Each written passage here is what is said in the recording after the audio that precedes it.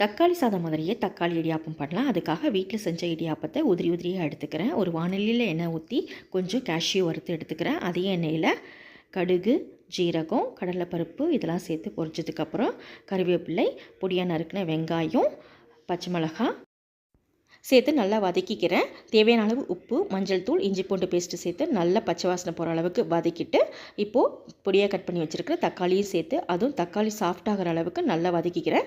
கொஞ்சம் தண்ணி சேர்த்து தக்காளியை நல்லா வதக்கிட்டு ஒரு கிரேவி கன்சிஸ்டன்சி வந்ததுக்கப்புறம் நம்ம உதிரியாக வச்சுருக்கிற இடியாப்பத்தையும் சேர்த்து நல்லா மிக்ஸ் பண்ணிக்கிறேன். தக்காளி சாதம் விரும்பி சாப்பிட்றவங்களுக்கு இந்த மாதிரி இடியாப்பத்தில் செஞ்சு கொடுத்தா ரொம்பவே விரும்பி சாப்பிடுவாங்க. தக்காளி சாதம் பிடிக்காதவங்களுக்கு கூட இது ரொம்பவே பிடிக்கும். நல்லா மிக்ஸ் பண்ணிவிட்டு கடைசியாக கொத்தமல்லி இலை, வறுத்து வச்சுருக்கிற முந்திரி சேர்த்து ஒரு டைம் நல்லா மிக்ஸ் பண்ணிவிட்டு சர்வ் பண்ணுங்கள். ரொம்பவே டேஸ்டியான தக்காளி இடியாப்பம் ரெடி ஆயிடுச்சு. ட்ரை பண்ணுங்கள்.